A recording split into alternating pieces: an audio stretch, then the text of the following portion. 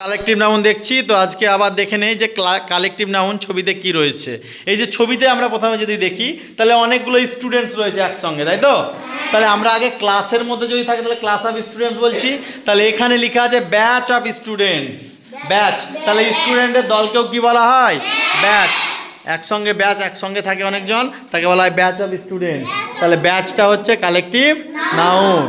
Next আমরা দেখব এই যে অনেকগুলো ছেলে মেয়ে রয়েছে একসঙ্গে, তাই তো? তাহলে এটাও ছেলে মেয়ের দল। তাহলে ছেলে মেয়ের দলকে বলা হয় গ্রুপ। কি বলা হয়? Group. A group of boys and girls. A group of boys and girls. ছেলে মেয়ের দলকে বলা হয় গ্রুপ। আচ্ছা, ভেরি গুড। তারপর নেক্সট আমরা দেখব পরবর্তীতে কি আছে। এই যে এটাকে কি বলা হয়? আউলস। আউলস একটা প্যাঁচা না অনেকগুলো? তাহলে এটা দল। তাহলে এটা কি নাউন? তাহলে প্যাঁচার দলকে বলা হয় parliament. A parliament of owls. তাহলে প্যাঁচার দলকে বলা হয় পার্লামেন্ট। তাহলে পার্লামেন্টটা কি নাউন? Very good. নেক্সট আমরা আর একটা দেখে নেব। এই যে কি এগুলো? ক্যামেলস।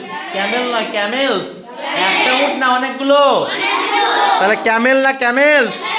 তাহলে ক্যামেলস মানে অনেকগুলো দল। কি নাউন? ক্যামেলসের দলকে কি বলা হয় আমি বলে দিচ্ছি, ট্রেন বলা হয়। Train of CAMELS. A train of CAMELS. আমরা ট্রেন মানে জানি বাস, ট্রেন, যানবাহন, তাই তো? কিন্তু ট্রেনটা কিন্তু আবার কালেকটিভ নাউন। তাহলে এটা আমরা নতুন একটা ওয়ার্ড জেনে নিলাম। ট্রেনটা হচ্ছে কালেকটিভ নাউন। এবং সেটা কিসের কালেকটিভ নাউন? ক্যামেলসের, উটের collective noun. Very good, very good.